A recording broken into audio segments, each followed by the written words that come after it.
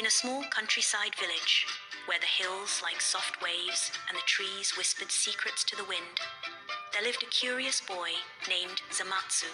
He was 10 years old, with wild black hair, a pocket full of ideas, and a dream bigger than his house. Zamatsu wanted to build a treehouse.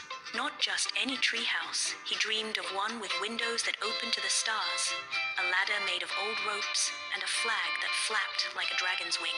A place where stories came alive and adventures could begin. But there was just one problem. He didn't know how. Every day after school, Zamatsu would sit under a large Zelkova tree at the edge of the village. It had strong branches and thick leaves, the perfect tree, he believed. He sketched designs in his notebook. Trapdoors, hammocks, even a pulley to lift up snacks.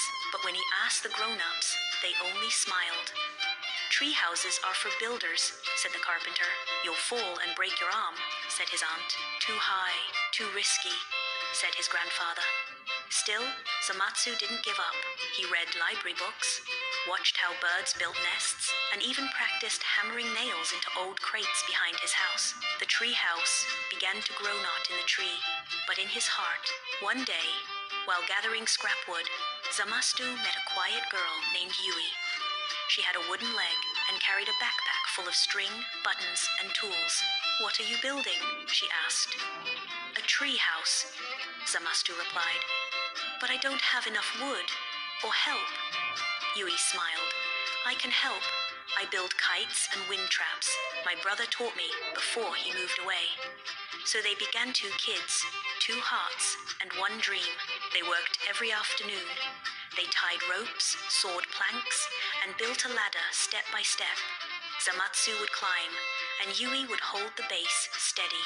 They gathered discarded wood, tied old rope into ladders, and carefully shaped the first platform. Their laughter rang like birdsong through the trees. Children began to watch. Some offered help. Even the adults began to nod in quiet approval. But just when the treehouse was halfway built, the sky turned dark. Zamatsu ran to the tree, his heart racing. Yui was already there, trying to cover the planks with an old tarp. The wind is too strong.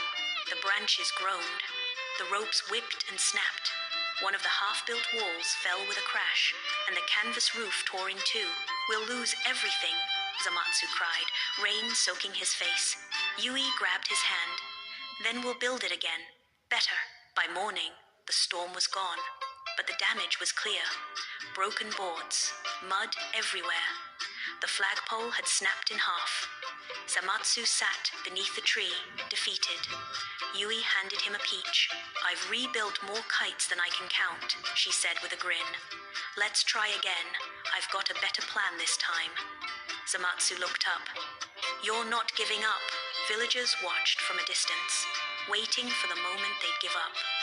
But weeks passed, and the treehouse began to take shape.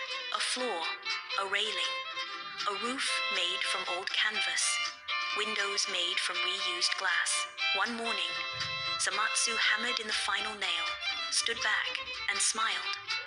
It wasn't perfect. It was even a little crooked. But it was real, a place for dreams. That night, Yui and Zamatsu climbed up with lanterns and snacks. They lay under the stars, telling stories about airships and forest giants, laughing as the wind swayed the house gently like a cradle.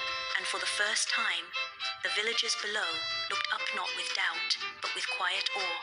The next day, other kids came by with hammers and dreams of their own. The treehouse had become more than wood and rope. It had become a symbol of courage, friendship, and never giving up.